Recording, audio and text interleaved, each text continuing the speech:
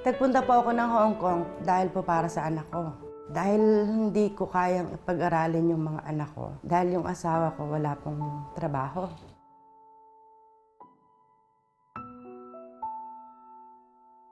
Hindi ko naman natapos yung pag-aaral ko.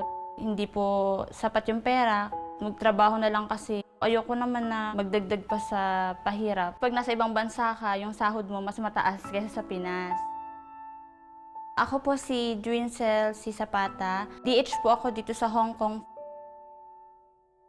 Ako po ay si Jocelyn Gonzales. Nagtatrabaho dito sa Hong Kong bilang katulong.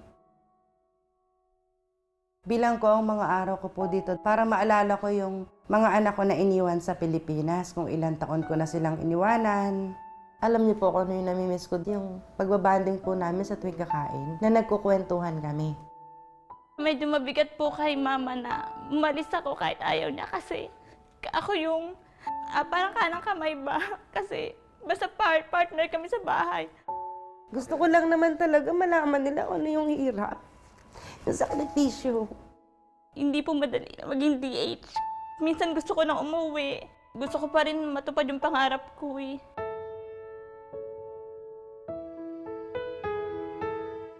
Overseas Filipino workers, mga bagong bayani. Pero para sa iba, sila ang mga nanay, ang mga tatay, ate at kuya na nakikipagsapalaran sa ibang bansa. Pambayad sa renta, sa utang, sa kuryente, sa tuition, sa pagkain at iba pa. Pero ang totoo, may pangamba pa rin pala sila sa pagpapadala. Pinaka naging problema namin yung pag nagpapadala ka, tapos hindi naman napupunta yung pera dun sa dapat niyang puntahan. Pag nangangailangan sila, tumingi sila ng pera, binibigay naman namin. Kaya lang pag sinabi na ibibili daw ng damit, hindi naman napupunta doon. Introducing Pure Gold's Pure Padala Service. Kapag ginamit mo ang remittance service na ito sa mga Pure Padala partners, ang pinadala mong perang pambili ng grocery, matatanggap lang ng pamilya mo bilang grocery sa Pure Gold. Sakto. Mismo. Walang labis, walang kulang. At least dun sa Pure Gold, pag sinabi na para sa grocery talaga siya. Sigurado ka na kung saan mapupunta yung pera. Masisigurado mo na yung pera mo hindi masasayang, tsaka yung pinaghihirapan mo, hindi siya mababaliwala. You've just received Pure Gold Pure Padala from Josie Gonzales.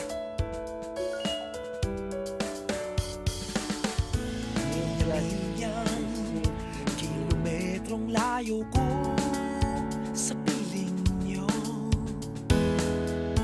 Milya-milyang Hello, Miss! layo. Hello, D!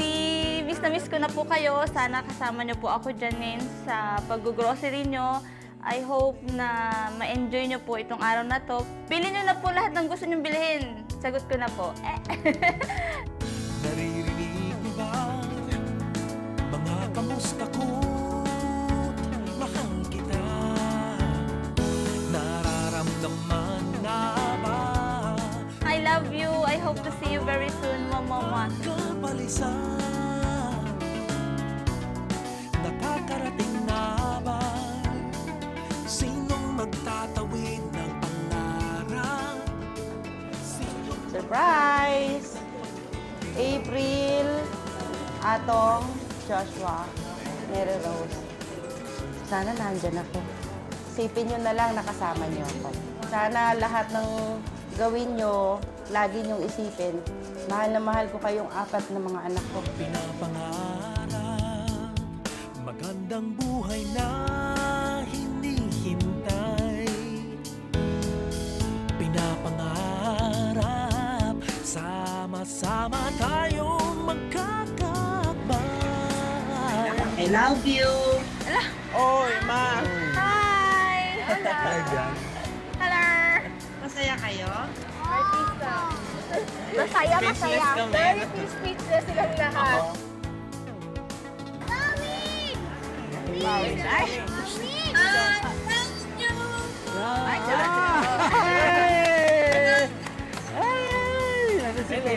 Love you, love! Hi, Mami! Ito na, nakapamilya. Paano? Kinuha niyo na ba yung mga gusto niyo? Sana next time kasama ka naman. Thank you, Ma. I love you so much. Tatawid ng pangarap. Sino magtutuwid ng pag-ibig?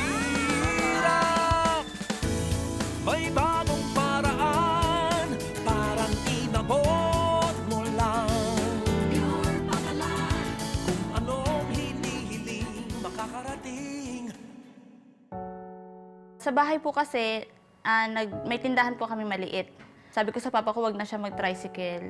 Gusto ko lang po na mag-stay na siya sa bahay.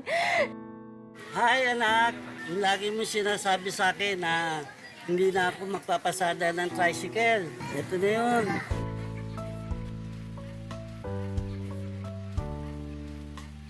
Surprise! Ito na yung tindahan natin. Oh. Nakita mo, punong-puno. Oh.